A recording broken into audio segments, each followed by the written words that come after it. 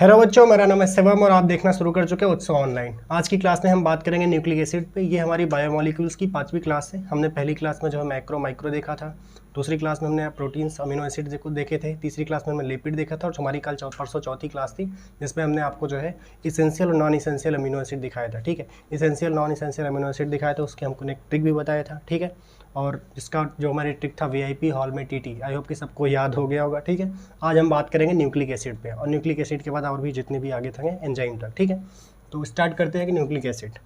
पहली चीज़ तो जान लीजिए न्यूक्लिक एसिड क्या होता है। न्यूक्लिक एसिड को हम कहते हैं पॉलीमर ऑफ न्यूक्लियोटाइड्स। क्या कहते हैं? Polymer of nucleotides. Polymer of, बड़ा गंदा हो जा रहा है, polymer of nucleotides. Polymer of nucleotides. ठीक, इसको हम पॉलीन्यूक्लियोटाइड्स भी बोलते हैं, पॉलीन्यूक्लियोटाइड्स भी बोलते हैं। न्यूक्लियोटाइड्स भी बोलते हैं। पॉलीन्यूक्लियोटाइड्स क्यों बोलते हैं? क्योंकि पॉलीमर ऑफ न्यूक्लियोटाइड्स होता है तो पॉली और न्यूक्लियोटाइड्स को हमने ऐड कर दिया। ठीक है, हमारा शब्द हटा दिया। ठीक, इसको हम कहते हैं पॉलीमर ऑफ न्यूक्लियोटाइड्स या पॉलीन्यूक्लियोटाइड्स। ठीक है, तो न्यूक्लिक एसिड आप समझ गए कि बहुत सारे न्यूक्लियोटाइड्स जो होते हैं जुड़े होते हैं, बहुत सारे जुड़ते चले जाते हैं। उसको सब पॉलीमर शब्द से आप समझ गए होंगे, बहुत सारे न्यूक्लिक एसिड जब जुड़ते चले जाते हैं उसको हम कहते हैं पॉली न्यूक्लियोटाइड जुड़ते चले जाते हैं उसको हम कहते हैं न्यूक्लिक एसिड। ठीक है, बहुत सारे न्यूक्लियोटाइड जब जुड़ते चले जाते हैं एक चेन में उसको हम कहते हैं बहुत सारे न्यूक्लियोटाइड जब एक चेन में जुड़ते चले जाते हैं तो जो जुड़ते चले जाएंगे तो जो हमारा जो चेन होती है उसको हम कहते हैं न्यूक्लिक एसिड। ठीक, तो न्यूक्लिक एसिड आप समझ गए होंगे, पॉलीमर ऑफ न्यूक्लियोटाइड्स। ठीक, अब इसमें देखिए इसके जो है 3 कंपोनेंट होते हैं।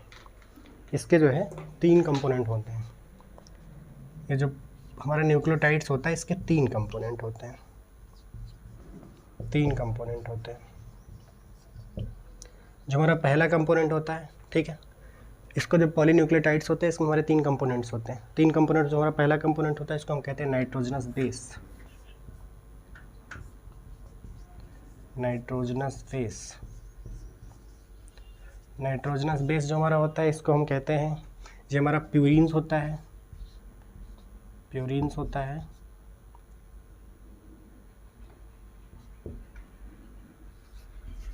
प्यूरिन्स होता है और पिरिमिडीन्स। ये हमारा प्यूरिन्स होता है या पिरिमिडीन्स होता है। ठीक है, इसके बाद दूसरी जो होती है हमारी शुगर मोनोसैक्राइड्स होती है। शुगर मोनोसैक्राइड्स होती है। ये हमारी पेंटोज शुगर हो सकती है। ये हमारी पेंटोज शुगर हो सकती है। ये डिपेंड करता है हमारे डीएनए और आरएनए पे। ये डिपेंड करता है हमारे डीएनए या आरएनए पे। ठीक, ये डिपेंड करता है डीएनए या आरएनए पे। ठीक, अगर डीएनए आरएनए जो भी होगा उसके अकॉर्डिंग जो है शुगर मोनोसैक्राइड्स होता है सकती है या फिर उसको कहते हैं हम पेंटोज शुगर। ठीक, इसके बाद जो है तीसरी चीज़ जो हमारी होती है, ठीक है, इसको हम कहते हैं फॉस्फोरिक एसिड। इसको हम कहते हैं फॉस्फोरिक एसिड। Phosphoric acid. ठीक, इसको हम कहते हैं फॉस्फोरिक एसिड। अब देखिए आप, हमने आपको क्या दिखाया कि पॉलीमर ऑफ न्यूक्लियोटाइड्स उसको क्या कहते हैं? Nucleic acid.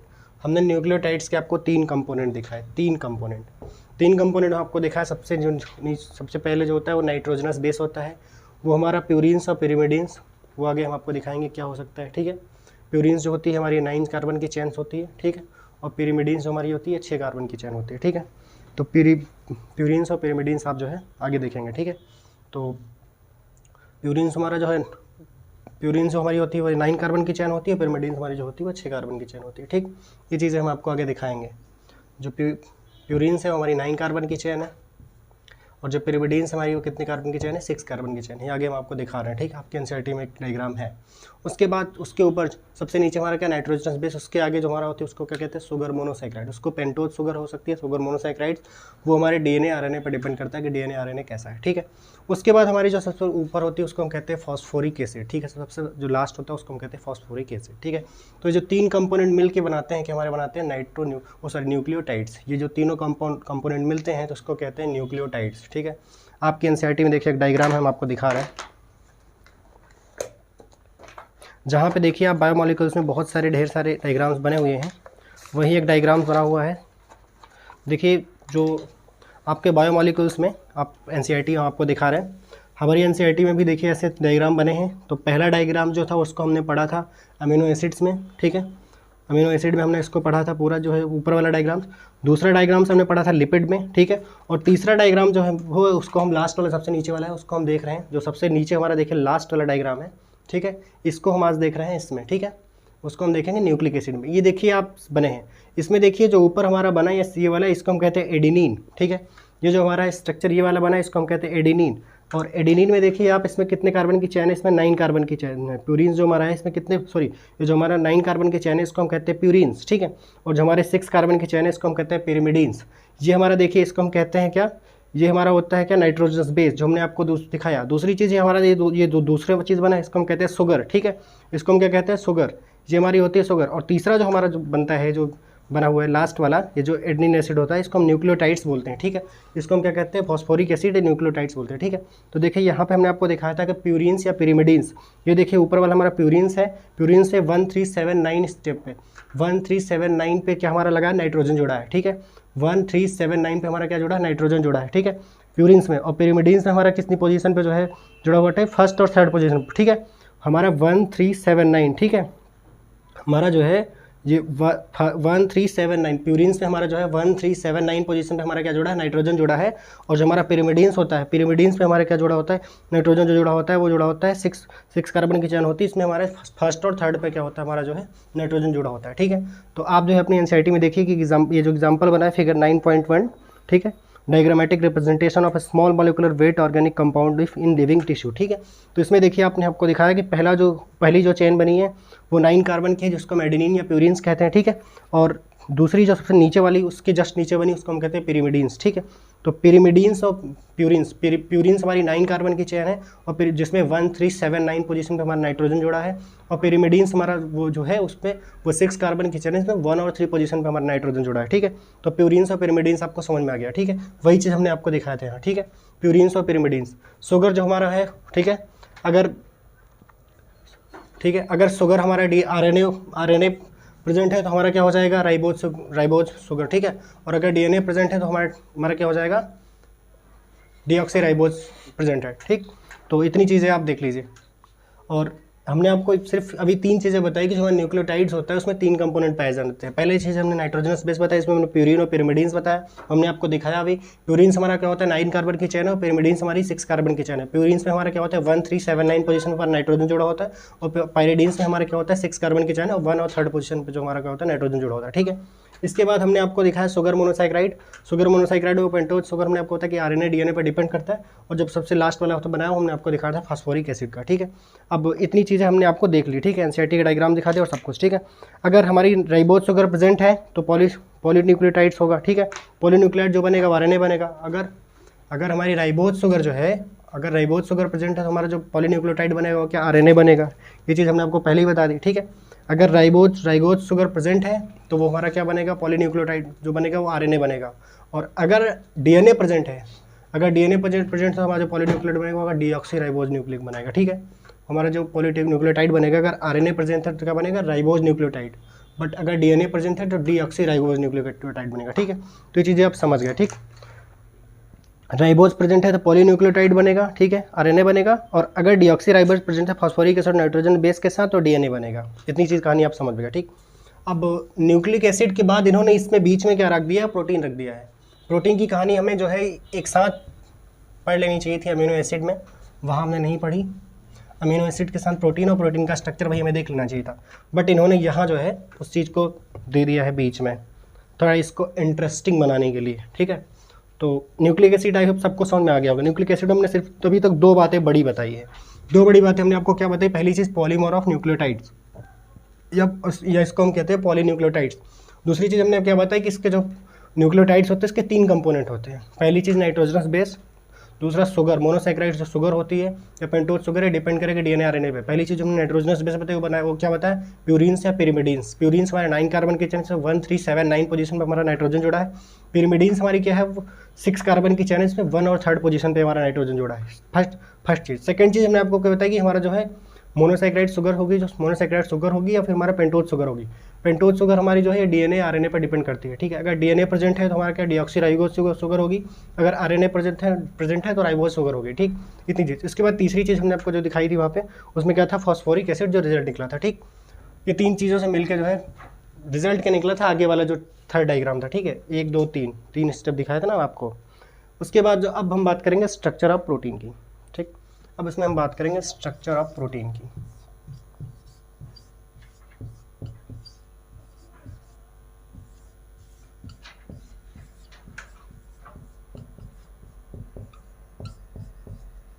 हम बात करेंगे स्ट्रक्चर ऑफ प्रोटीन की। स्ट्रक्चर ऑफ प्रोटीन में आप देखिए, थोड़ा सा कहानी की तरह सुन लीजिए तब अच्छे समझाते हैं आपको। जैसे कि अगर हम किसी भी चीज़ का स्ट्रक्चर देखेंगे, पहली चीज़ तो अगर इसका स्टार्टअप देखा जाए तो बहुत थोड़ा अलग होता है, अलग अलग सब्जेक्ट से, अलग अलग टीचर के अलग अलग देखने के पॉइंट्स ऑफ व्यू से, ठीक है। तो पहले हम बात करते हैं केमिस्ट्री की, ठीक है। पहले हम बात करेंगे केमिस्ट्री की, फिर हम बात करेंगे फिजिक्स की, उसके बाद हम आएंगे बायो में, ठीक है। तो पहले हम किसकी बात कर रहे हैं, केमिस्ट्री की।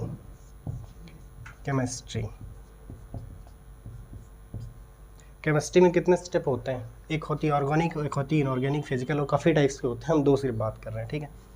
इनऑर्गेनिक और इधर हम लिख रहे हैं ऑर्गेनिक। इतनी कहानी मैं आपको सिर्फ समझाने के लिए बता रहे हैं, बाकी इसका वास्तविकता से कोई लेना देना नहीं है, ठीक है। अब हम बात कर रहे हैं फिजिक्स की। हम बात कर रहे हैं बायोलॉजी की, ठीक। फिजिक्स में देखिए आप, अगर कुछ भी हमें लिखना होता है, ठीक है, तो ज़्यादातर हम एक चीज़ देखते हैं कि हमारी इनऑर्गेनिक केमिस्ट्री में क्या हो, वो हमारी फॉर्मूलेज लिखती है, ठीक है। जैसे MgCl, NaCl, ठीक है। ऐसे हमारे बहुत सारे जो है वो फार्मूलेज लिखे जाते हैं, ठीक है। हमारी इनऑर्गेनिक केमिस्ट्री हमें क्या ज़्यादातर फार्मूलेज में डिवाइड करती है किसी चीज़ को, ठीक है। बट अगर हम वही ऑर्गेनिक केमिस्ट्री की बात करें, ठीक है, तो ऑर्गेनिक केमिस्ट्री हमारा क्या है, जैसे हम बात कर रहे हैं बेंजीन की, ठीक है, जैसे हम बात कर रहे हैं बेंजीन की, तो देखिए हमारी ऑर्गेनिक केमिस्ट्री में क्या करती है, कोई भी चीज़ स्ट्रक्चर में बना के देती है, ठीक है। कोई भी चीज़ वो स्ट्रक्चर बना के देती है, ठीक है। तो जैसे देखिए हमारी 6 कार्बन की चैन बन गई बेंजीन की, ठीक। अब हम बात कर रहे हैं फिजिक्स की। फिजिक्स की बात करते हैं तो जैसे आपने देखा होगा किसी भी चीज़ को शो करने का जो फिजिक्स का तरीका वो होता है 3 डायमेंशनल, ठीक है। जैसे आप ये देखिए, हमने बचपन में हमेशा सिखाया जाता था ये बॉक्स। ऐसे देखिए मैडम आती थी, बॉक्स बना के चली जाती थी, ठीक। ऐसे देखिए बॉक्स होता था एक। ये जो फिजिक्स का कमाल होता था, ये फिजिक्स, ठीक, इसको हम क्यूब कहते हैं, ठीक है। तो ये हमारा क्या होता है, 3D होता है। तो फिजिक्स में हम इसको क्या करते हैं, 3D दिखाते हैं। बट जो हम बात करेंगे बायो की, बायो के केस में, तो बायो के केस में क्या होता है, ऐसा कुछ भी नहीं होता। बायो क्या करती है, पूरी तह तक जाती है, अंदर तक घुस के देखती है, ठीक, घुस के देखती है और दिखाती है। तो इसमें जो है कई स्टेप होते हैं, ठीक है। पहला primary structure, secondary structure, tertiary structure और क्वार्टरनरी स्ट्रक्चर, ठीक है। तो आपकी जो बायो थी उसने उसी चीज़ को क्या 4 अलग अलग पार्ट्स में डिवाइड किया, 4 अलग अलग तरीक़ों से उसने दिखाया, ठीक है। तो अभी तक हमने सिर्फ इतना बताया स्ट्रक्चर ऑफ प्रोटीन में, नॉर्मल कहानी। अगर हम केमिस्ट्री में इनऑर्गेनिक देखें तो इनऑर्गेनिक में क्या होती है, किसी चीज़ को हम फार्मूले सिर्फ दिखा देते हैं, ठीक है। NaCl MgCl आपको दिखाया। वहीं ऑर्गेनिक केमिस्ट्री में आपको बेंजीन का स्ट्रक्चर बना के दिखाया 6 कार्बन की, ठीक है। ऑर्गेनिक केमिस्ट्री होती है। फिजिक्स हमारे क्या करती है, वो ज़्यादातर 3D दिखाती है कोई भी चीज़, जैसे हमने क्यूब आपको दिखाया, ठीक है। फिजिक्स इसको ऐसे दिखाती है। और हम बात कर रहे हैं बायो की, तो बायो हमें 4 स्ट्रक्चर अलग अलग दिखाती है, ठीक, 4 अलग अलग स्टेप दिखाती है, चीज़ें अलग अलग दिखाती है, प्राइमरी, सेकेंडरी, टर्सरी और क्वार्टरनरी, ठीक है। ऐसा ही कुछ है प्रोटीन में भी, इतनी चीज़ें आपको नॉर्मली कहानी की तरह हमने बताई, समझ में आ गई होगी, ठीक है। अब बात करते हैं जो है इसी में स्ट्रक्चर ऑफ प्रोटीन की। ऐसी ही कुछ कहानी प्रोटीन की भी है, ठीक है। प्रोटीन में जो हमारा प्राइमरी स्ट्रक्चर है,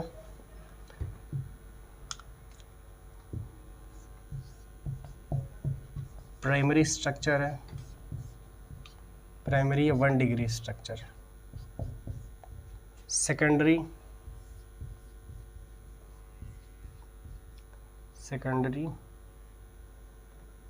और 2 डिग्री स्ट्रक्चर। ठीक, इसके बाद हम बात करें टर्सरी 3 डिग्री स्ट्रक्चर। ठीक, और इसके बाद हम बात करें क्वार्टर, ये काम कर रहे हैं। Primary structure, secondary structure.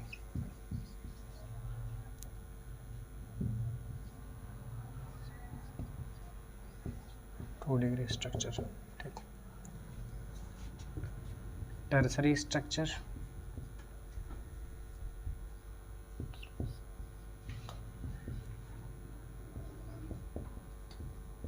Tertiary structure या 3 डिग्री स्ट्रक्चर। इसके बाद क्वार्टरनरी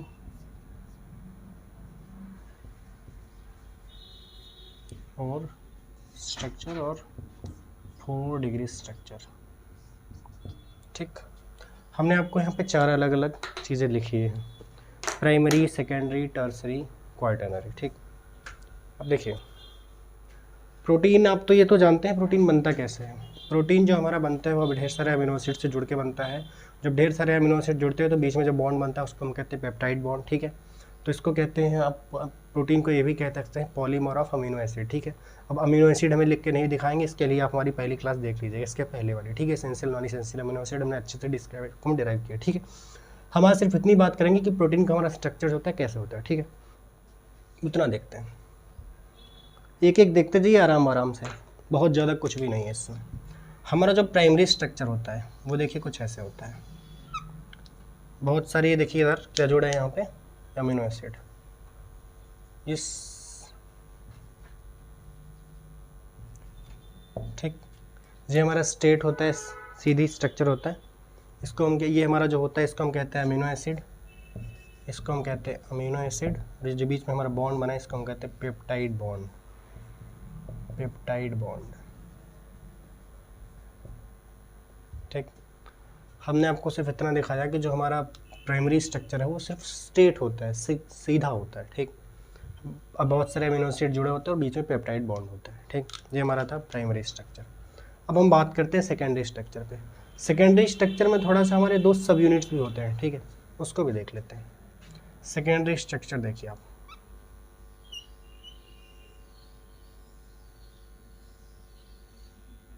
सेकेंडरी स्ट्रक्चर हमारा थोड़ा हेलिकल होता है। कभी आप अगर बड़े मॉल में कहीं छोटे मोटे जगहों में गए होंगे, बड़े मॉल या छोटे मोटे जगहों पे, तो एक वो सीढ़ी होती है घूमने वाली, जो इतनी जगह में सर्कुलर में घुमाती रहती है, ऐसे ऊपर नीचे करते जाइए।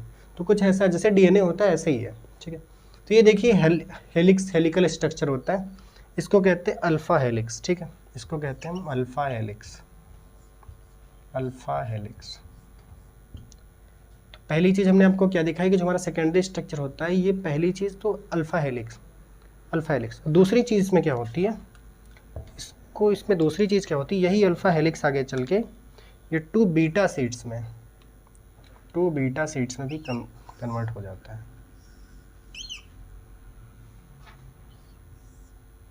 यही अल्फा स्ट्रक्चर देखिए 2 बीटा सीड्स में, बीटा सीड्स,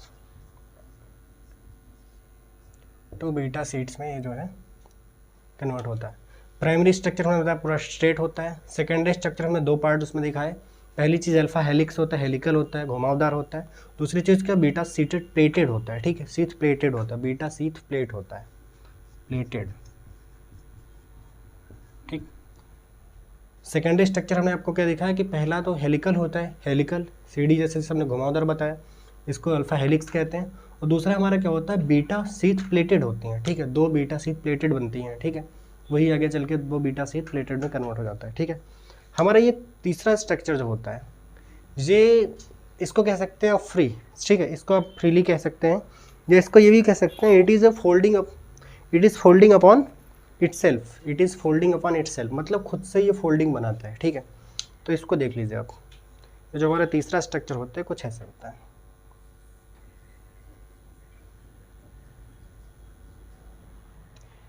ठीक, ये जो हमारा तीसरा स्ट्रक्चर होता है खुद से जो है इटसेल्फ, या खुद से जो है फोल्डिंग अपनी बना लेता है। ये प्राइमरी स्ट्रक्चर जो होता है यही बहुत सारा फोल्ड होके जो है ये ऊन का गोला बना लेता है, ठीक है। इसको हम कहते हैं टर्सरी स्ट्रक्चर। हमारा जो प्रोटीन का टर्सरी स्ट्रक्चर होता है, ये प्राइमरी स्ट्रक्चर जो होता है इसी को बहुत ज़्यादा घुमाओ के फोल्डिंग बना के ये ऊन का गोला बना लेते हैं, इसको हम कहते हैं टर्सरी स्ट्रक्चर। ये हमारा होता है टर्सरी स्ट्रक्चर, ठीक, इसको हम कहते हैं टर्सरी स्ट्रक्चर। इस टर्सरी स्ट्रक्चर में हम एक चीज़ देखते हैं, इसमें जो है क्वार्टरनरी तो आगे वाला ऑप्शन है। ये जो हमारा टर्सरी स्ट्रक्चर होता है इसमें हम हाइड्रोजन यहाँ प्रेजेंट होता है, जहाँ हाइड्रोजन प्रेजेंट होता है, और दूसरी चीज़ जो होती है, ये जो हाइड्रोजन प्रेजेंट होता है, दूसरी चीज़ क्या होता है, यहाँ पे डाइसल्टाइड बॉन्ड होते हैं, ठीक है। डाइसल्टाइड बॉन्ड प्रेजेंट होते हैं, डाइसल्टाइड बॉन्ड,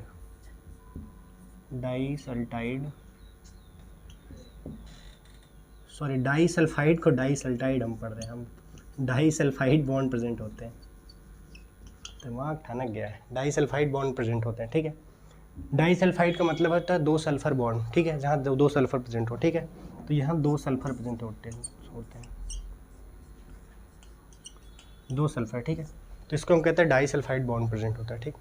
हमारा जो टर्सरी स्ट्रक्चर होता है यहाँ हाइड्रोजन प्रेजेंट होता है, ठीक है, हाइड्रोजन प्रेजेंट होता है। इसके बाद हमने बताया डाइसल्फाइड बॉन्ड यहाँ प्रेजेंट होता है।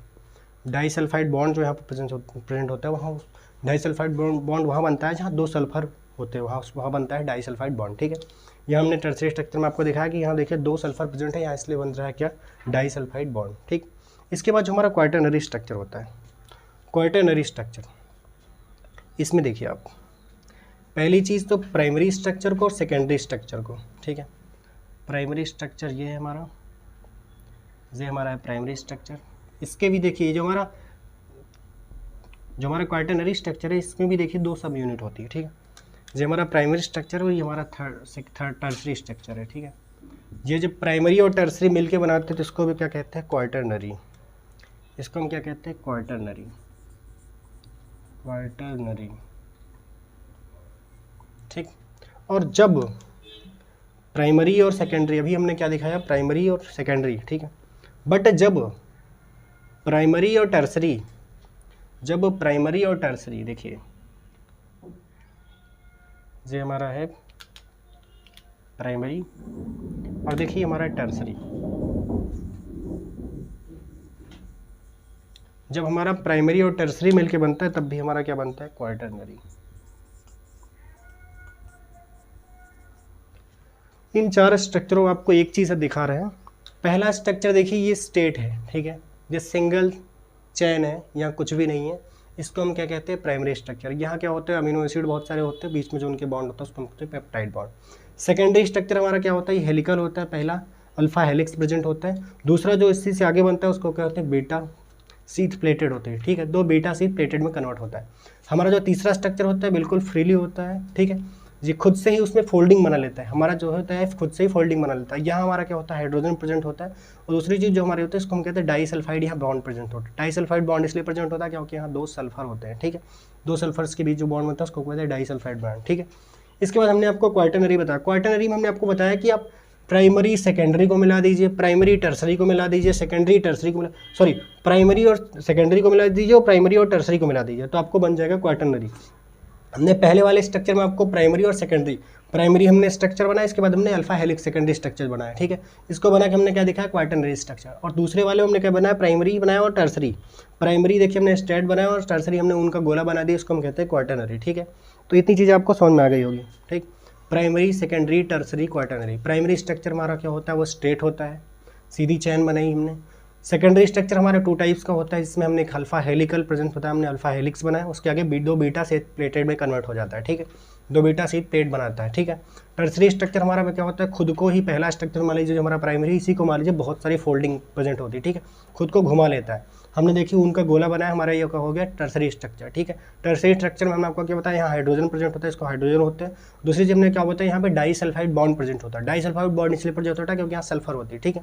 इसके बाद हमने आपको क्वार्टरनरी स्ट्रक्चर बनाया। क्वार्टरनरी स्ट्रक्चर में हमने पहली चीज़ आपको 2 स्ट्रक्चर बनाया, हमने बताया इसके 2 सब यूनिट होते हैं।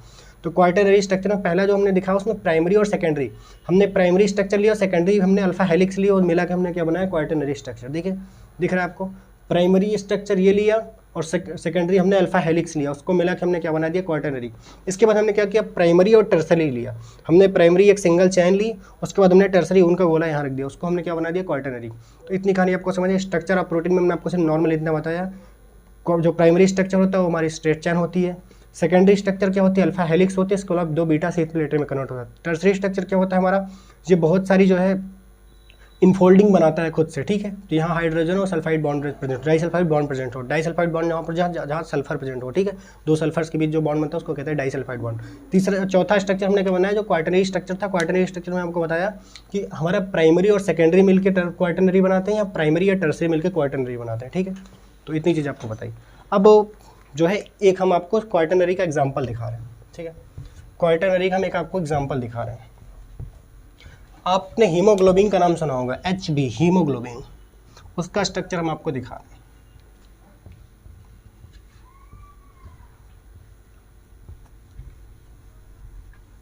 आपने हीमोग्लोबिन का नाम सुना होगा, हीमोग्लोबिन। हम आपको क्वार्टरनरी स्ट्रक्चर के एग्जाम्पल दिखा रहे हैं।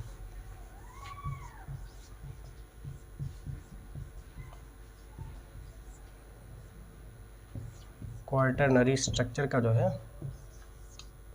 एग्जाम्पल दिखा रहे हैं, ठीक। हम आपको क्या दिखा रहे हैं, हीमोग्लोबिन।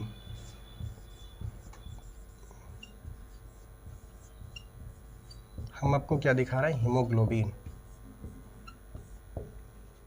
हीमोग्लोबिन आपको इसलिए क्योंकि हम क्वार्टरनरी का एग्जाम्पल दिखा रहे हैं, ठीक है। हीमोग्लोबिन का, हीमोग्लोबिन देखिए हमारे कैसे बना होता है। हीमोग्लोबिन हमारा कैसे बनता है, इसमें जो है हमारे, इसमें 2 जो है अल्फा हेलिक्स प्रेजेंट होते हैं और 2 बीटा शीट प्रेजेंट होती हैं, ठीक है। इसमें हमारा जो हीमोग्लोबिन होता है, इसमें 2 अल्फा हेलिक्स प्रेजेंट होते हैं और 2 बीटा शीट प्रेजेंट होती है। एग्जाम्पल हम आपको दिखा रहे हैं, देखिए ये सेकेंडरी, ये दोनों सेकेंडरी से जोड़ के बन रहे हैं, देखते जाइए आप, ठीक। इसमें देखिए हमारा ये, इसको हम कह दीजिए फर्स्ट अल्फा हेलिक्स, और ये जो हमारी होती है उसको हम कहते हैं सेकेंड अल्फा हेलिक्स।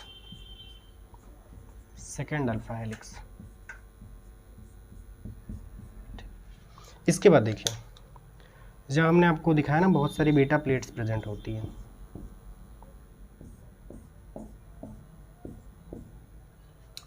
इस बीटा प्लेट्स में जो हमने इस वाले का नाम रखा है, इसको हम हमने क्या रख दिया, फर्स्ट बीटा शीथ प्लेट। इसको हमने क्या बोला, second beta sheath plate, second beta sheath plate. हमने आपको हीमोग्लोबिन का स्ट्रक्चर दिखाया, हमने आपको हीमोग्लोबिन दिखाया। हीमोग्लोबिन हमने आपको क्या बताया कि 2 अल्फा हेलिक्स यहाँ प्रेजेंट होते हैं और 2 बीटा शीथ प्रेजेंट होती है, ठीक है। 2 अल्फा हेलिक्स, एक अल्फा हेलिक्स इधर दिखाया, एक अल्फा हेलिक्स इधर बनाया हमने आपको। इसके बाद हमने आपको यहाँ पे एक बीटा प्लेट इधर दिखाई, एक बीटा प्लेट इधर।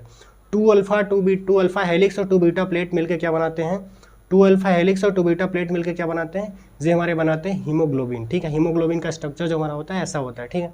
तो हीमोग्लोबिन का हमने स्ट्रक्चर आपको दिखाया कि जो 2 अल्फा हेलिक्स होते हैं और 2 बीटा हेलिक्स होते हैं, तो सॉरी 2 अल्फा हेलिक्स होते हैं और 2 बीटा शीथ प्लेट होती है, ये मिला के हमारे क्या बनाते हैं, ये हमारे क्वार्टर स्ट्रक्चर बनाती है क्या, हीमोग्लोबिन का, ठीक है। तो हीमोग्लोबिन हमने आपको दिखा दिया, ठीक। हीमोग्लोबिन आपको समझ में आ गया होगा, ठीक। हीमोग्लोबिन में हमको क्या बताया, 2 अल्फा हेलिक्स प्रेजेंट होती है और 2 बीटा शीथ प्लेट प्रेजेंट होती है, ठीक। ये हमारा क्वार्टरनरी स्ट्रक्चर का एग्जांपल था। आई होप कि आपको समझ में आ गया होगा, ठीक। तो स्ट्रक्चर ऑफ प्रोटीन हमने ख़त्म कर लिया, अब हम बात करेंगे nature of bond linking monomers in a polymer. Nature of bond linking, हम बात करेंगे nature of bond linking, nature of bond linking,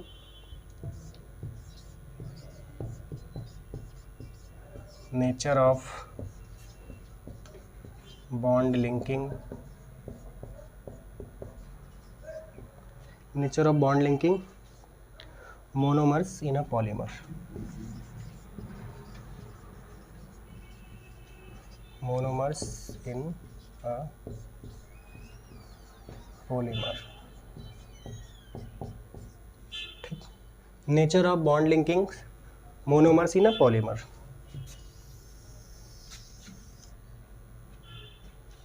nature of bond linking monomers in a polymer. इसमें आपको सिर्फ ये देखना है कि यानी कि अलग अलग बॉन्ड्स कहाँ और कैसे प्रेजेंट होते हैं, ठीक है। यानी कि अलग अलग पॉलीमर्स में किस किस तरह के अलग अलग बॉन्ड प्रेजेंट होते हैं, ये आपको यहाँ देखना है, ठीक है। तो यहाँ पे सिर्फ यही आपको देखना है कि यानी कि अलग अलग पॉलीमर्स में किस तरह के बॉन्ड बन सकते हैं, ये हम इसमें देखेंगे। यहाँ देखेंगे कि अलग अलग पॉलीमर्स में किस किस टाइप के बॉन्ड बनते हैं, ठीक है। तो पहला हम आपको जो दिखा रहे हो प्रोटीन, ठीक है। पहला जो दिखा रहे हैं वो आपको हम दिखा रहे हैं प्रोटीन का।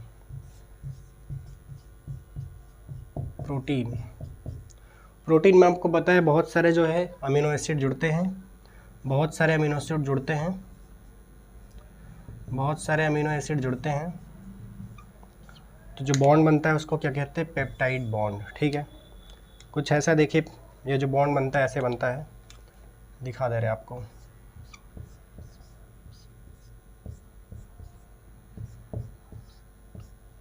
इस बॉन्ड को हम कहते हैं पेप्टाइड बॉन्ड, ठीक है। ये जो हमारा बॉन्ड बनता है इसको हम कहते हैं पेप्टाइड बॉन्ड। तो प्रोटीन में आप देख लीजिए, प्रोटीन में हमारे क्या होते हैं, polymer of amino acid. Protein हमारा पॉलीमर ऑफ अमीनो एसिड होता है, अमीनो एसिड का पॉलीमर होता है। तो मतलब बीच में जब अमीनो एसिड के बीच में जो हमारा बॉन्ड बनते हैं, स्टोर उड़ जाता है, उसके बीच जो बॉन्ड बनता है उसको हम क्या कहते हैं, बॉन्ड को क्या कहते हैं, पेप्टाइड बॉन्ड, ठीक है। हमने इसको मतलब क्या बनाया, पेप्टाइड बॉन्ड, ठीक है। इसको हम क्या कहते हैं, पेप्टाइड बॉन्ड कहते हैं। और इसमें क्या होता है, वाटर एलिमिनेट होता है। इसमें क्या होता है, वाटर एलिमिनेट होता है। इसमें वाटर एलिमिनेट होता है। इधर से आप देखा होगा आपने, इधर से एच, इधर से OH, इधर से एच, तो क्या होते हैं, एच OH के मिलकर क्या बनाते हैं, H2 हमारा क्या होता है, वाटर। तो वाटर यहाँ पे क्या होता है, एलिमिनेट होता है। ठीक है। हमने आपको प्रोटीन देखा, प्रोटीन में हमने आपको बताया कि जब बहुत सारे पॉलीमर ऑफ अमीनो एसिड जुड़ते हैं तो क्या बनता है, प्रोटीन बनता है। प्रोटीन और अमीनो एसिड के बीच में जो बॉन्ड होता है उसको हम क्या कहते हैं, पेप्टाइड बॉन्ड होता है, ठीक है। इसको हम डिहाइड्रेशन रिएक्शन भी कहते हैं। इसको हम डिहाइड्रेशन रिएक्शन भी कहते हैं। इसको हम डिहाइड्रेशन रिएक्शन भी कहते हैं।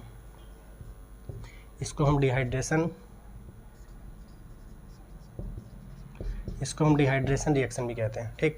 इसको हम क्या कहते हैं, डिहाइड्रेशन रिएक्शन भी कहते हैं। अब बात करेंगे हम पॉलीसैकेराइड्स की। अब हम बात करेंगे पॉलीसैकेराइड्स की। हम बात करेंगे पॉलीसैकेराइड्स की।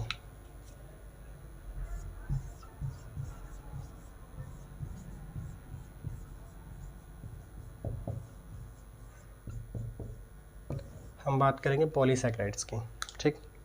हम बात किसकी करेंगे, पॉलीसैकेराइड्स की।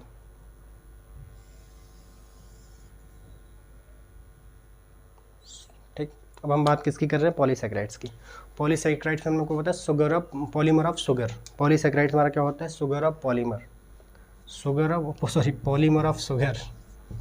Polymer of sugar. बहुत सारे शुगर जुड़ते हैं तो क्या बनता है, हमारा क्या बनता है, पॉलीमर बनता है, ठीक है। बहुत सारे शुगर जब जुड़ते हैं तो बनते हैं तो हमारा बनता है पॉलीसैकेराइड, ठीक है। और पॉलीसैकेराइड्स हमारा क्या होता है, ग्लाइकोसिडिक बॉन्ड होता है। कौन सा बॉन्ड होते हैं, ग्लाइकोसिडिक बॉन्ड,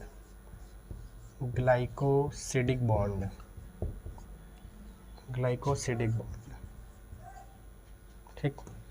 हमारा जो पॉलीसैकेराइड्स में होता है हमारा क्या होता है, पॉलीमर ऑफ शुगर। जो हमारा पॉलीमर ऑफ शुगर होता है, यहाँ जो बॉन्ड बनता है इसको हम क्या कहते हैं, ग्लाइकोसिडिक बॉन्ड। हमने आपको क्या बताया, प्रोटीन में हमारा क्या बनता है, पॉलीमर ऑफ न्यूक्लिक एसिड में जब बॉन्ड हमने क्या बताया, पेप्टाइड बॉन्ड बनता है, ठीक है। यहाँ हमने क्या बताया, पॉलीसैकेराइड में पॉलीमर ऑफ शुगर में हमने आपको क्या बताया, कौन सा बॉन्ड बनता है, ग्लाइकोसिडिक बॉन्ड, ठीक। इतनी चीज़ आप देख लीजिए, ग्लाइकोसिडिक बॉन्ड। यहाँ OH ग्रुप जुड़ा होता है, ठीक है, और बीच में बॉन्ड बनता है, ग्लाइकोसिडिक बॉन्ड। और इसको जो है, जो हमारा ग्लाइकोसिडिक बॉन्ड होता है, इसमें जो है, इसको ग्लाइकोसिडिक बॉन्ड, इसको हम उसको भी डिहाइड्रेशन रिएक्शन कहते थे, इसको भी डिहाइड्रेशन रिएक्शन, ठीक है। इसको भी हम डिहाइड्रेशन रिएक्शन बोल सकते हैं, इसको हम डिहाइड्रेशन रिएक्शन ही बोल सकते हैं, ठीक है।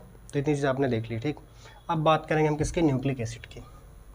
हमने आपको प्रोटीन दिखाया, प्रोटीन में हमने आपको क्या बताया, पॉलीमर ऑफ अमीनो एसिड, बीच में कौन सा बॉन्ड बनाया, बीच में बनाया पेप्टाइड बॉन्ड।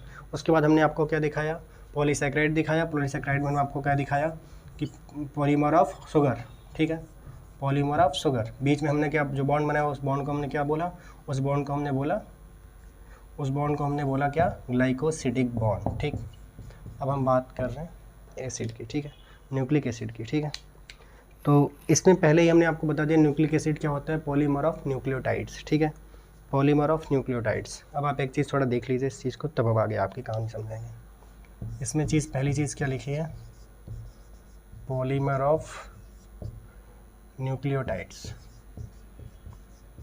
न्यूक्लियोटाइड्स, ठीक है, पॉलीमर ऑफ न्यूक्लियोटाइड्स।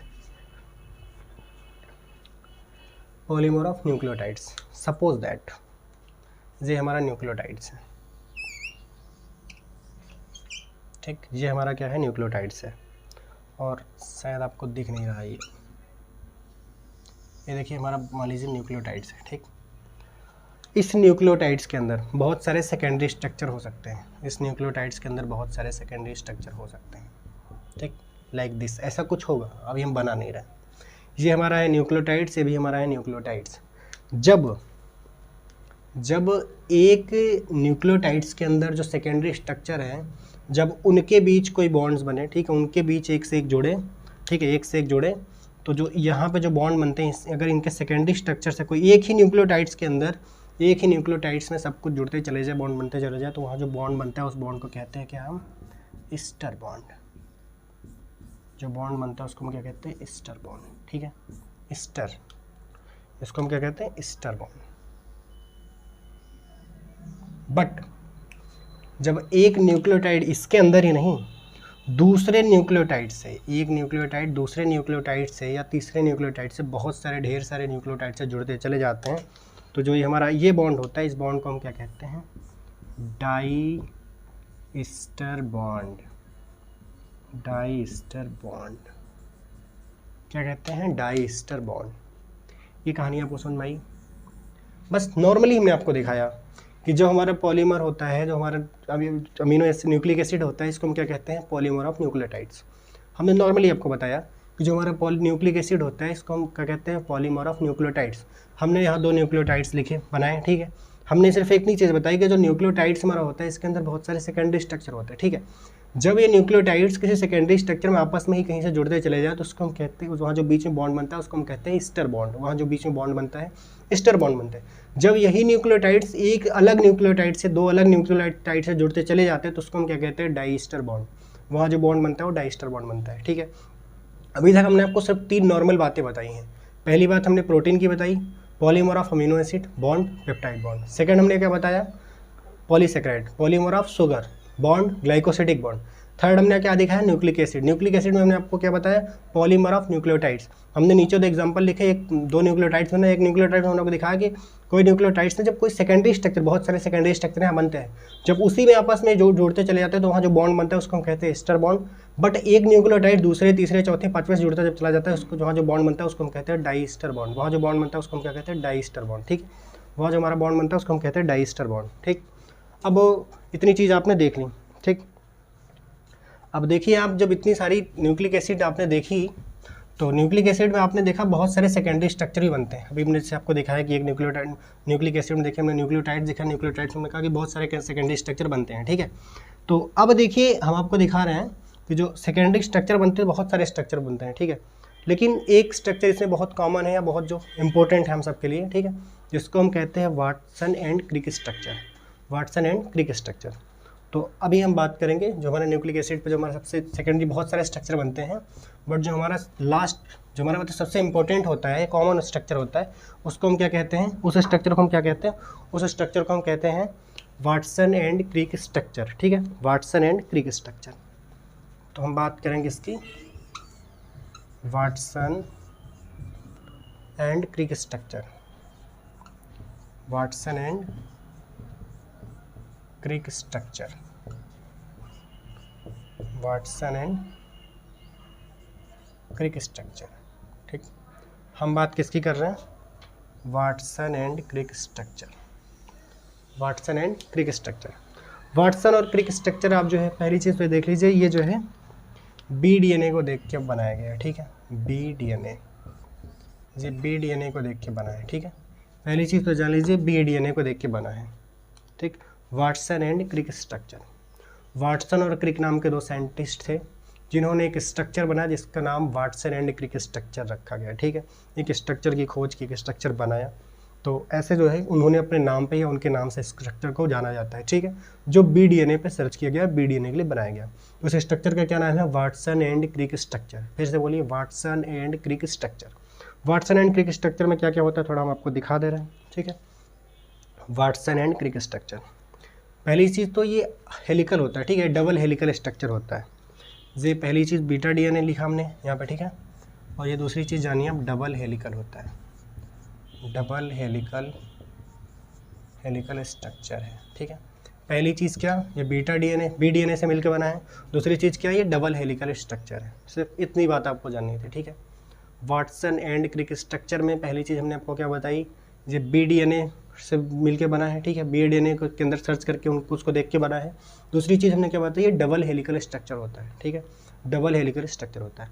अब थोड़ा हम स्ट्रक्चर बना के दिखाते हैं और बहुत सारी कहानी आपको बता दे रहे हैं, ठीक है।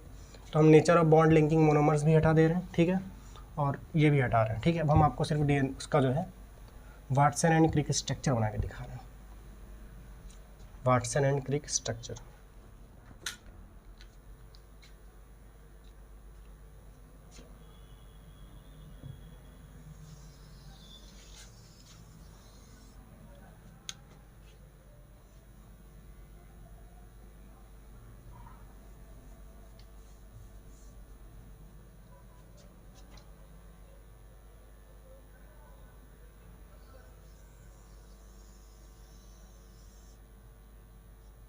ठीक, जे एक और कहीं चैन बना दे, थोड़ा बड़ी बनाए ताकि आपको समझ में आ जाए।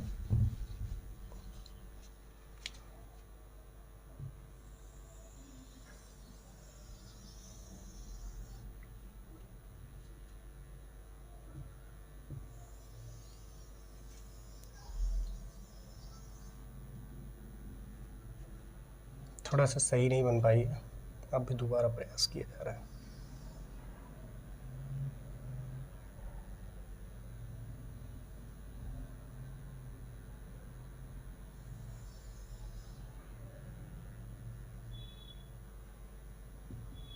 शायद बन गया, ठीक, शायद बन गया।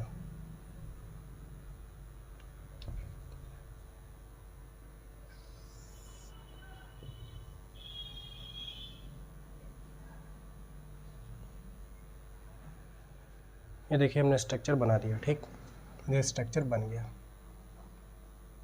ये स्ट्रक्चर नहीं है, सिर्फ हमने डबल हेलिकल स्ट्रक्चर, मतलब सिर्फ अभी हमने लाइन खींची है, ठीक है, इसमें कुछ बना नहीं है। पहली चीज़ देखिए, ये जो डबल हेलिकल स्ट्रक्चर था, इन्होंने कहा ये डबल हेलिकल स्ट्रक्चर होता है, हमने डबल हेलिकल स्ट्रक्चर बना दिया, ठीक। दूसरी चीज़ इसमें देखिए आप, ये जो सेकेंड चैन हमारी होती है, ठीक है, जो हमारी सेकेंड चैन होती है, इसको हम न्यूक्लिक एसिड की बैकबोन भी कहते हैं, ठीक है। ये जो हमारी ये जो हमारा सेकेंडरी जो हेलिकल स्ट्रक्चर बना ये वाला सेकेंड चेन जो हमारी है, इसको हम क्या कहते हैं, इसको हम न्यूक्लिक एसिड की बैकबोन भी कहते हैं, ठीक है। इसको हम क्या कहते हैं, न्यूक्लिक एसिड की बैकबोन, ठीक। अब देखिए, इसको हम क्या कहते हैं, न्यूक्लिक एसिड की बैकबोन भी कहते हैं।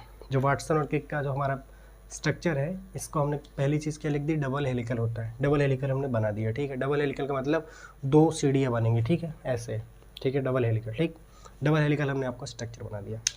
दूसरी चीज़ उन्होंने क्या कहा कि ये जो इधर से जाती है, ठीक है, जो चैन होती है, ये 5 प्राइम से, देखिए इधर देखिए, ये इधर 5 प्राइम से जुड़ती है,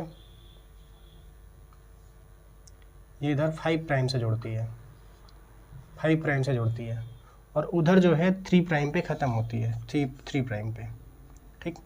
और जब हमारी जो फर्स्ट चैन होती है 5 to 3 जाती है, बट जो हमारी सेकेंड चैन है उधर से सेम इसकी अपोजिट होती है।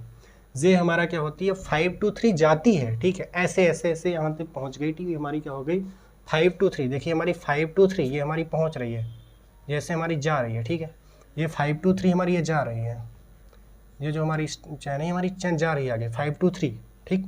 बट जो हमारी सेकेंड चैन होती है, जिसको हम न्यूक्लिक एसिड की बैकबोन कहते हैं, ये क्या सेम अपोजिट होती है हमारी फर्स्ट चैन के, ठीक है। ये हमारी जाती नहीं, ये हमारी सेम उधर से वापस आती है।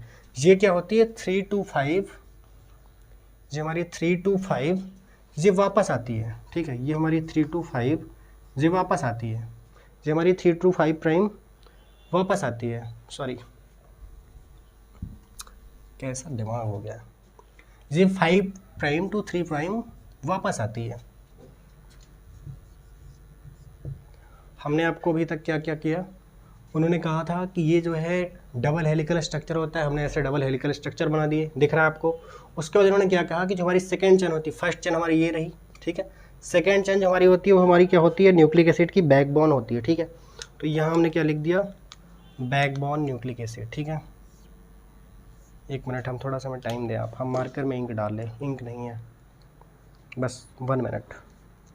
इन्होंने क्या बोला कि पहली चीज़ तो अल्फ़ा हेलिकल हो, सॉरी ये हमने क्या इन्होंने क्या बोला, डबल हेलिकल स्ट्रक्चर होता है। हमने आपको डबल हेलिकल स्ट्रक्चर दिखाया।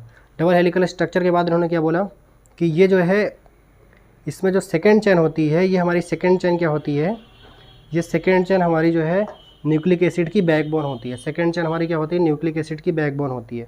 हमने भी उस चीज़ को भी आपको दिखाया कि सेकेंड चेन हमारी क्या होती है, न्यूक्लिक एसिड की बैकबोन होती है। इसके बाद जो है इन्होंने और क्या दिखाया हमें, इसके बाद इन्होंने क्या कहा कि जो हमारी पहली चेन होती है, फर्स्ट चेन होती है, ये 5 प्राइम to 3 प्राइम जाती है, ठीक है, ये 5 प्राइम to 3 प्राइम जाती है, ठीक। उधर देखिए हमारी 5 प्राइम to 3 प्राइम उधर गई है। बट जो हमारी सेकेंडरी चेन होती है, इसको हम न्यूक्लिक एसिड की बैकबोन कहते हैं, ये सेम हमारे इसके अपोजिट होती है।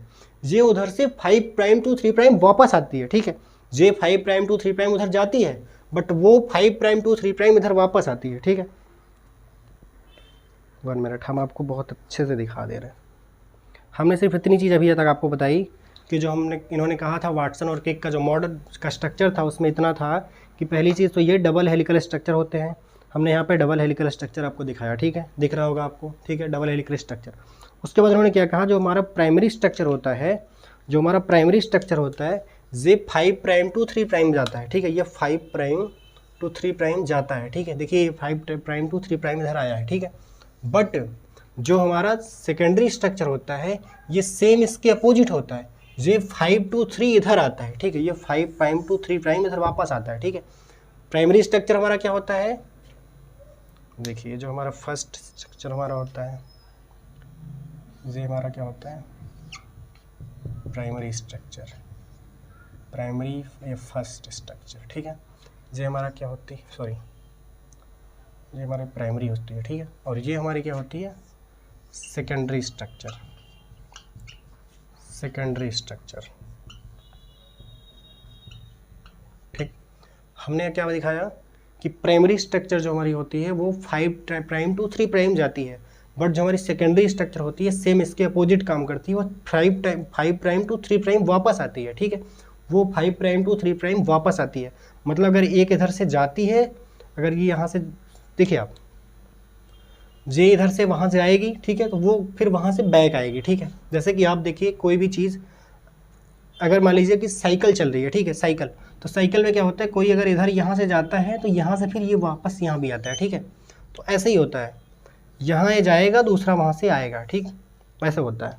तो यहाँ ऐसे नॉर्मली आप समझ लीजिए कि ये जो होती है हमारी प्राइमरी स्ट्रक्चर, प्राइमरी चेन होती है 5 प्राइम to 3 प्राइम जाती है, और जो हमारी सेकेंडरी चेन होती है सेम इसके अपोजिट होती है, ये 3 प्राइम to 5 प्राइम वापस आती है, ठीक है, सॉरी ये 5 प्राइम to 3 प्राइम वापस आती है, ये 5 से 3 उधर जाती है, वो 5 से 3 इधर आती है, ठीक।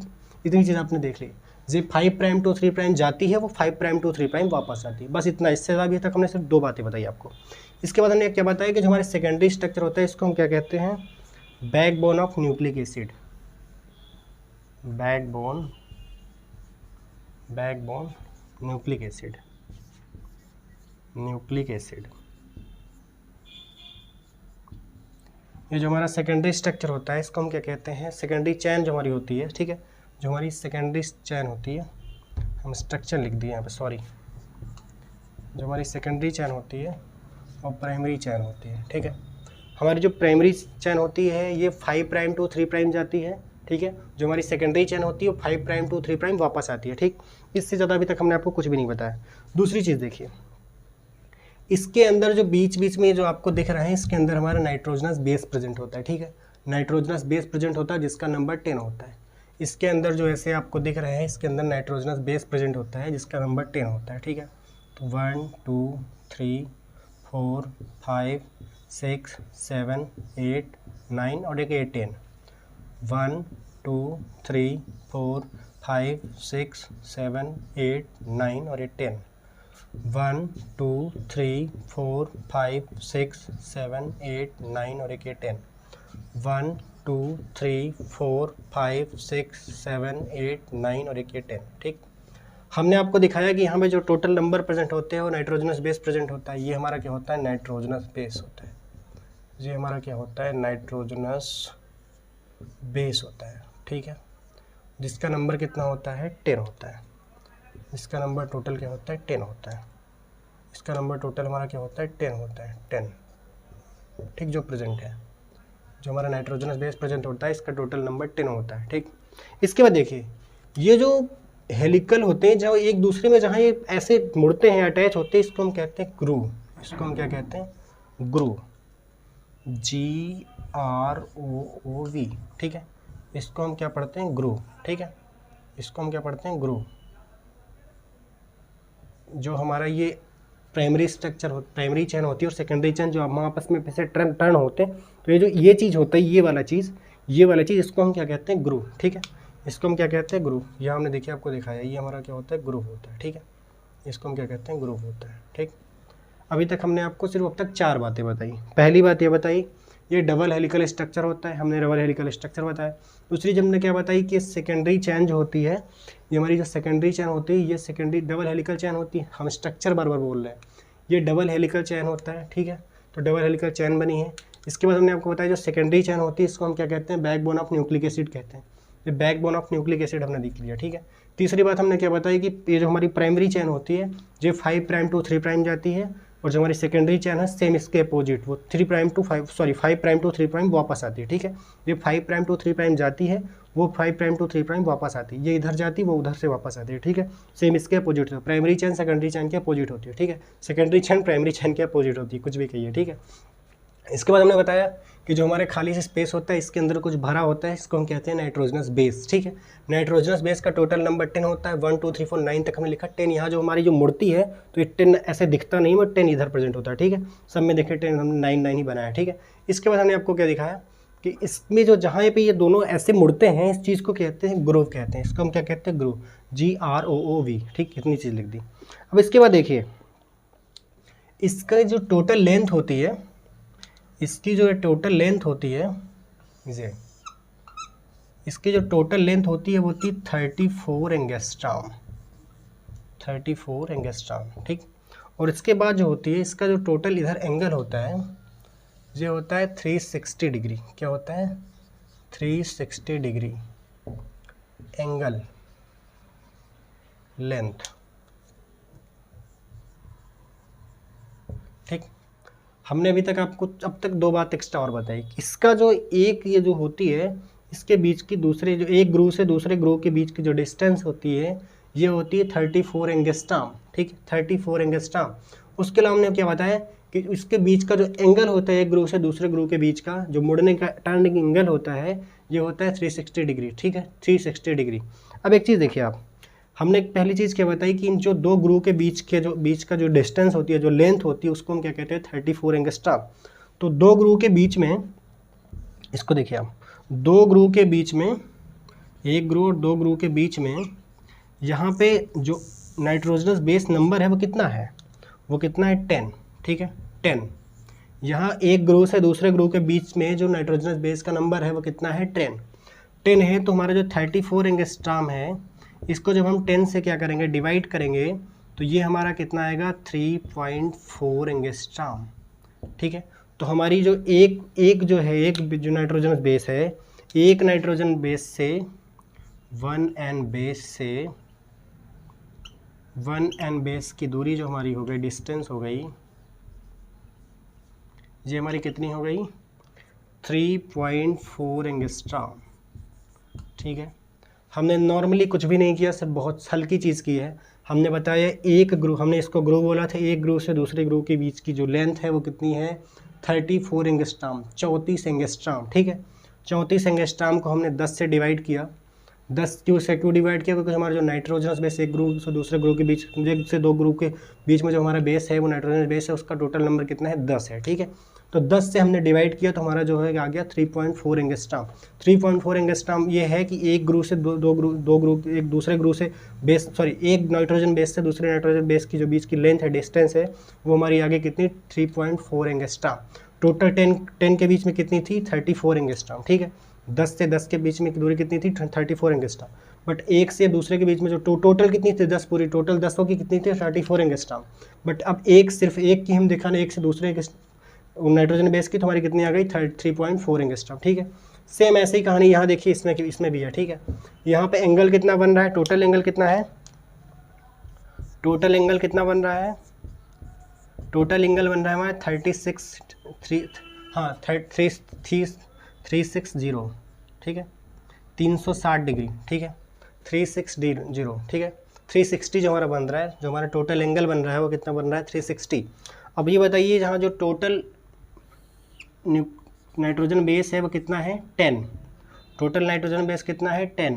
ठीक है, एक ग्रुप से दूसरे ग्रुप के बीच में जो नाइट्रोजन बेस का नंबर है वो कितना है 10। तो सेम यहाँ ये भी करिए, 360 को 10 से डिवाइड करिए, तो 10 से डिवाइड करने पर जो हमारा आएगा वो आएगा 36 डिग्री। ठीक है, तो जो वन नाइट्रोजन बेस जो हमारा पर राइज बेस होता है, जो हमारा पर राइज बेस जो टोटल एंगल निकलेगा वो आएगा 36 डिग्री पर राइज बेस। ठीक, इसको क्या हमने निकाला 360 डिग्री पर राइज बेस, 36 डिग्री पर राइज बेस, जहाँ हमने क्या निकाला 34 एंगस्ट्रॉम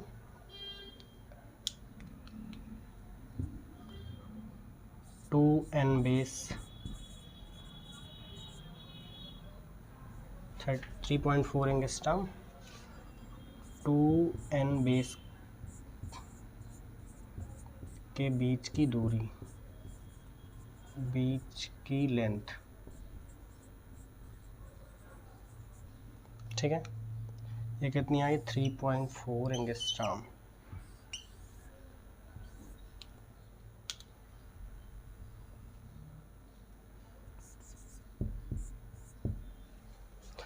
बहुत सिंपल सी कहानी रही, कुछ भी इतना ऐसा नहीं रहा जो आपको समझ में ना आया हो। ठीक है, हम आपको सिखा रहे हैं वाटसन एंड क्रिक स्ट्रक्चर। ठीक है, हम आपको क्या सिखा रहे हैं वाटसन एंड क्रिक स्ट्रक्चर।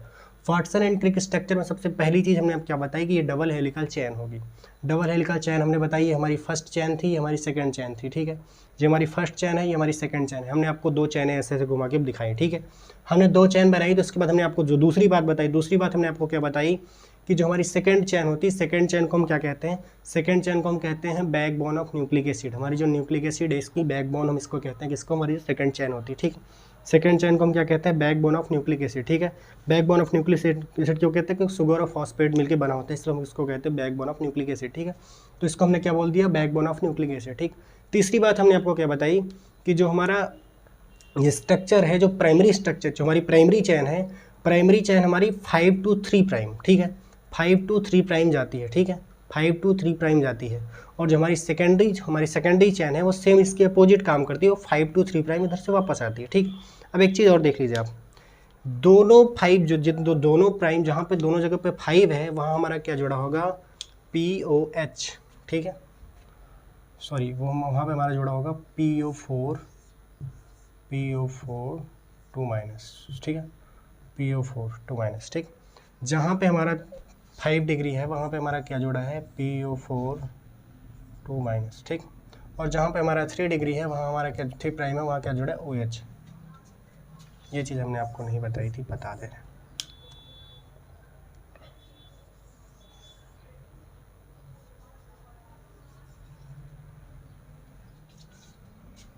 अब कहानी आपकी हो गई पूरी complete.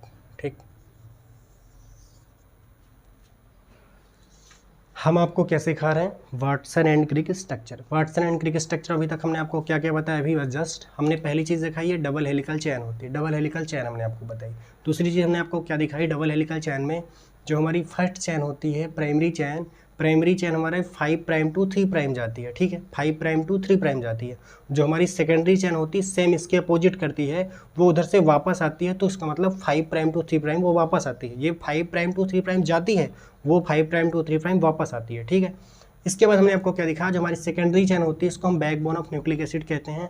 Backbone of nucleic acid इसलिए क्या होता है कि वो तो शुगर प्लस फास्फोरेट से मिलकर बनी होती है, इसलिए हम इसको कहते हैं बैकबोन ऑफ न्यूक्लिक एसिड। ठीक है, तो ये हमारी होती है बैकबोन ऑफ न्यूक्लिक एसिड। इसके बाद हमने आपको दिखाया कि ये जो हमारा जहाँ पे 5 प्राइम जुड़ा है, दोनों जगहों पे 5 जहाँ प्राइम लिखा है, यहाँ भी 5 प्राइम, यहाँ भी 5 प्राइम, यहाँ हम जोड़ देंगे PO4 2 माइनस। ठीक है, यहाँ हमने लिख दिया PO4 2 माइनस, यहाँ भी हमने लिख दिया PO4 माइनस, दोनों 5 प्राइम के एंड पे आप जोड़ दीजिए PO4 2 माइनस, जोड़ दिया हमने। ठीक है, इसके बाद क्या लिखा है, क्या बोला उन्होंने कि जो दोनों 3 प्राइम है वहाँ दोनों जगहों पे OH जोड़ दीजिए। यहाँ देखिए 3 प्राइम था, यहाँ भी हमारे पे जो है 3 प्राइम था। ठीक है, तो यहाँ हमने देखिए जोड़ दिया OH। ठीक है, यहाँ हमने क्या जोड़ दिया, OH जोड़ दिया। ठीक, 5 prime to 3 prime, sorry 5 prime to 3 prime, structure गलत बन गया, अब सही हुआ। 5 prime to 3 prime, 5 prime to 3 prime, 3 prime to 5 prime.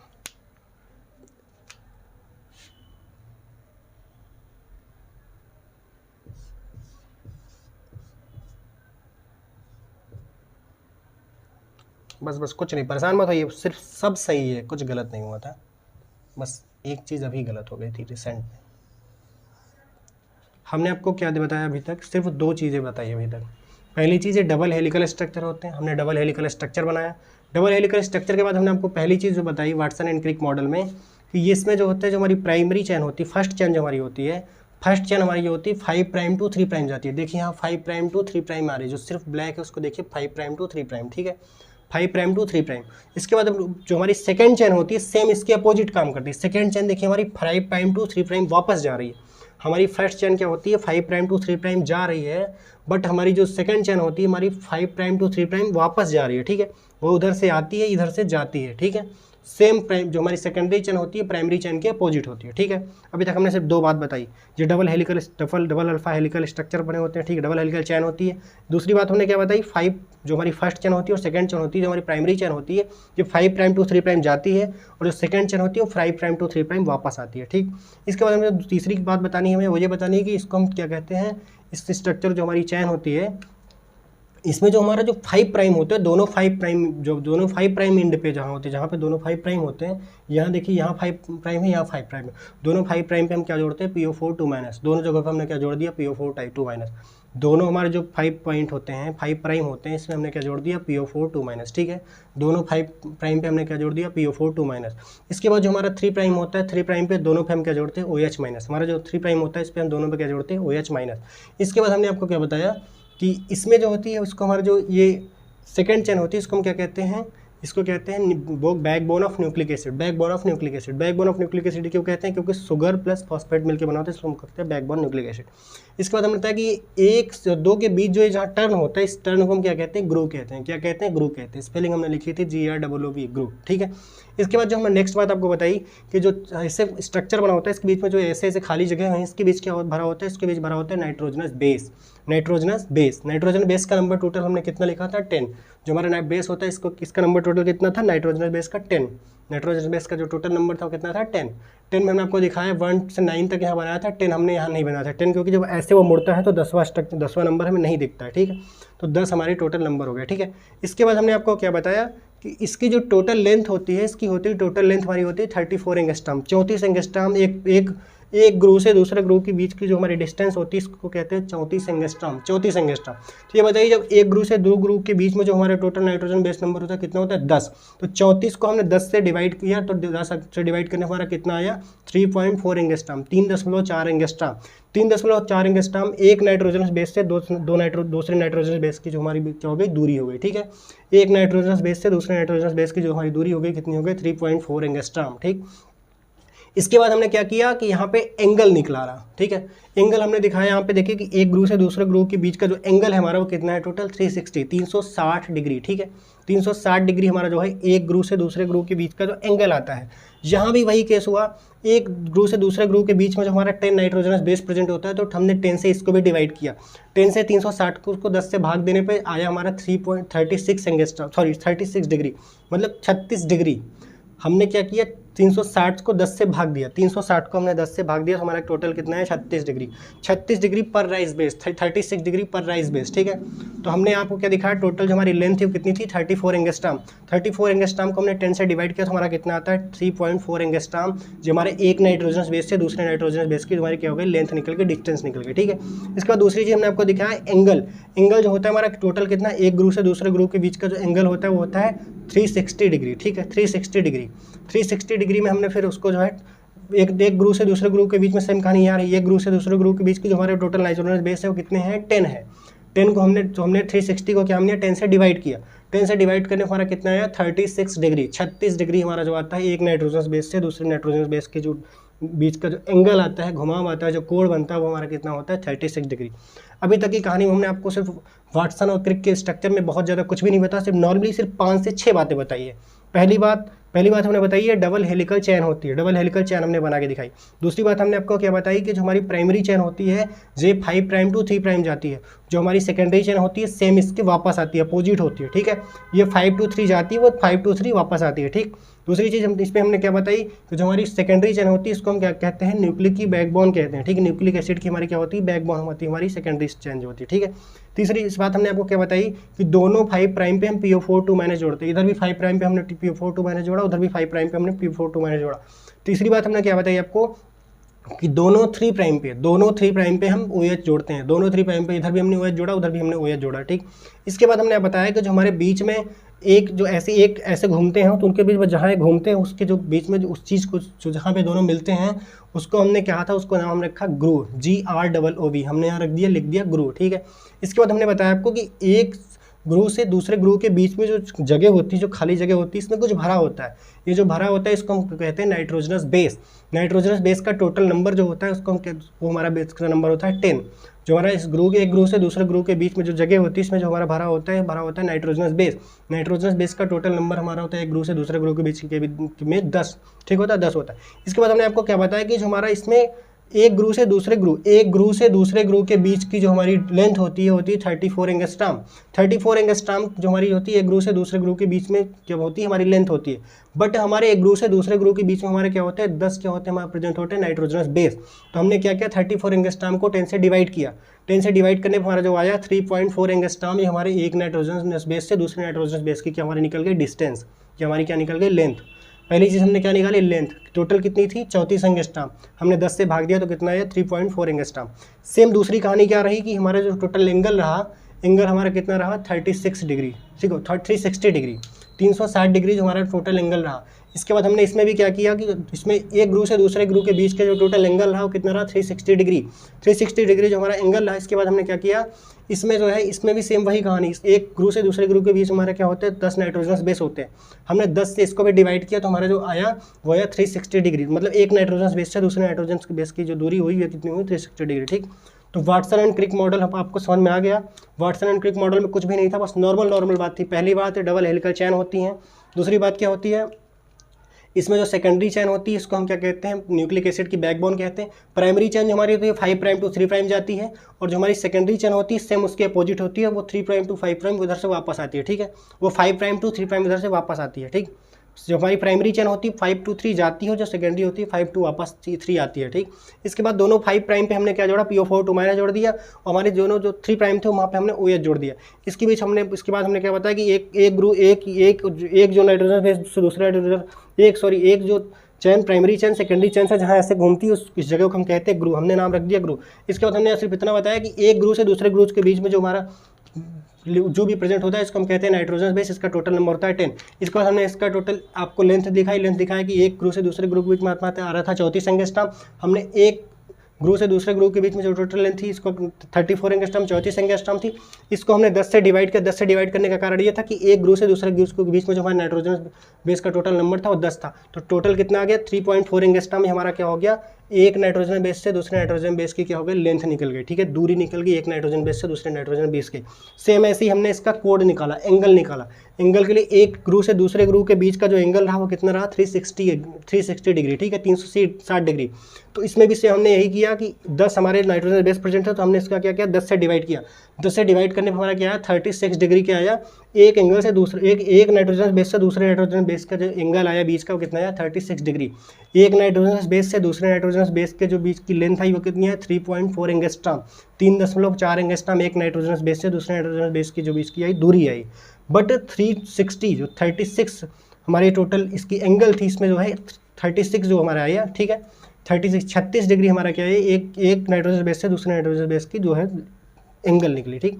पहली चीज़ क्या निकली, 3.4 एंगस्ट्रॉम हमारा क्या निकला, एक नाइट्रोजन बेस से दूसरे नाइट्रोजन बेस की जो हमारी डिस्टेंस निकली, लेंथ निकली, वो कितनी निकली, 3.4 एंगस्ट्रॉम। और दूसरी चीज़ क्या, 360 हमारी टोटल थी, 360 हमारी टोटल थी, तो 36 डिग्री जो हमारे एक नाइट्रोजन बेस से दूसरे नाइट्रोजन बेस की जो एंगल निकला वो निकला 36 डिग्री। तो एक नाइट्रोजन बेस से दूसरे नाइट्रोजन बेस की जो हमारी लेंथ निकली है कितनी निकली, 3.34 एंगस्ट्रॉम। एक नाइट्रोजन बेस से दूसरे नाइट्रोजन बेस की जो हमारा लेंथ निकली ये निकली 3.4 एंगस्ट्रॉम। बट एक नाइट्रोजन बेस से दूसरे नाइट्रोजन बेस का जो हमारी एंगल निकली 36 डिग्री, ठीक है, 36 डिग्री हमारा कितना निकला, एंगल निकला एक नाइट्रोजन बेस से दूसरे नाइट्रोजन बेस का के बीच का। और जो हमारा ये क्या कहते हैं लेंथ निकली, ये हमारी निकली 3.4 एंगस्ट्रॉम, ठीक है। तो आपको समझ में आ गया वाटसन एंड क्रिक मॉडल। इससे ज़्यादा वाटसन एंड क्रिक मॉडल में कुछ भी नहीं है। दूसरी चीज़ इसमें देख लीजिए आप, इसका भी स्ट्रक्चर आपके एनसीईआरटी में बना है, इसका स्ट्रक्चर आपकी एनसीईआरटी में बना है, वो भी हम आपको दिखा दे रहे हैं, ठीक है। इसका स्ट्रक्चर आपकी एनसीईआरटी में बना है, वो भी हम आपको दिखा रहे हैं कि आपका स्ट्रक्चर कहाँ बना है, ठीक है। ये देखिए आपके एनसीईआरटी में स्ट्रक्चर बना है, ठीक है। ये आपके एनसीईआरटी में जो स्ट्रक्चर बना है यही स्ट्रक्चर देखना है, सेम यही यहाँ भी हमने आपको स्ट्रक्चर दिखाया, ये सब कुछ यहाँ दिखाया, यही चीज़ यहाँ कहानी बताई गई, ठीक है। यहाँ पे देखिए एक चीज़ देखिए कि यहाँ पे जो थाइमीन और एडेनिन है इनके बीच क्या होता है, डबल बॉन्ड होता है, ठीक है। इस चीज़ को ध्यान रखिएगा, थाइमीन और एडेनिन के बीच में यहाँ पे क्या है, डबल बॉन्ड होता है। और जो हमारी ग्वानिन होती है और साइटोसिन होती है इसके बीच में हमारा क्या होता है, ट्रिपल बॉन्ड होता है। सिर्फ एक चीज़ आप यहाँ पे एक्स्ट्रा ऐड कर लीजिए, जो हमारा थाइमीन होता है और एडेनिन होता है इसके बीच हमारा क्या होती है, डबल बॉन्ड होती है। बट जो हमारा ग्वानिन और साइटोसिन होता है इसके बीच हमारा क्या होती है, ट्रिपल बॉन्ड होती है, ठीक है, ट्रिपल बॉन्ड होता है, ठीक। इसके बाद अलावा इसमें कुछ भी नहीं जानना था, ठीक। अब हम बात करते हैं, अब हम बात करेंगे डायनामिक स्टेट ऑफ बॉडी, ठीक है। अब हम बात करेंगे dynamic state of body constants, concept of metabolism, ठीक है, कंसेप्ट ऑफ मेटाबॉलिज्म, ठीक। तो आपको जो है Watson and Crick model, Crick structure आपको समझ में आ गया होगा, ठीक है। वाटसन एंड क्रिक स्ट्रक्चर आपको समझ में आ गया होगा, बहुत ज़्यादा कुछ भी नहीं थी, सिर्फ नॉर्मली बात थी, कहीं फिर से हम आपको चिल्ला के बता दें। पहली चीज़ हमने क्या बताई, ये डबल हेलिकल चैन होती है। दूसरी चीज़ क्या बताई कि चैन में जो होती है, पहली चैन जो हमारी प्राइमरी चैन होती है 5 प्राइम टू 3 प्राइम उधर जाती है। सेकंड चैन हमारी जो होती है सेम इसके अपोजिट होती है, वो 5 प्राइम टू 3 प्राइम वापस आती है। हमारी जो सेकेंडरी चैन होती है इसको हम क्या कहते हैं, बैकबोन न्यूक्लिक एसिड, ठीक है, बैकबोन ऑफ न्यूक्लिक एसिड, ठीक। उसको हम क्या कहते हैं, हमारी सेकेंड चैन होती है इसको हम क्या कहते हैं, बैकबोन ऑफ न्यूक्लिक एसिड। इसके बाद हमने क्या बताया कि एक चैन दूसरे चैन पर जहाँ जुड़ती है उस चीज़ को हम क्या कहते हैं, ग्रू कहते हैं, उस चीज़ को हम क्या कहते हैं, ग्रू कहते हैं। तो हमने आपको क्या लिखा है, ग्रू, ठीक, हमने आपको क्या दिखाया, ग्रू दिखाया था। इसके बाद हमने आपको बताया कि एक ग्रू से दूसरे ग्रू के बीच में जो हमारा भरा होता है वो भरा होता है नाइट्रोजनस बेस, इसका नंबर टोटल 10 बताया। इसके बाद हमने टोटल एंगल बताया, टोटल लेंथ हमारी जो थी 34 एंगस्ट्रॉम थी। तो एक नाइट्रोजन बेस से दूसरे नाइट्रोजन बेस की कितनी लेंथ निकल गई, 3.4 एंगस्ट्रॉम। इसके बाद दूसरी चीज़ हमने आपको क्या बताया कि जो टोटल लेंथ एंगल था वो कितना था, 360 डिग्री। तो एक नाइट्रोजन बेस से दूसरे नाइट्रोजन बेस का कितना निकल गया, 36 डिग्री, ठीक। तो आज मतलब इतनी कहानी आपको बताई, ठीक, इतनी चीज़ें आपने देख ली, ठीक। तो आज की कहानी यहीं तक, मिलते हैं कल, तब तक के लिए थैंक यू, धन्यवाद।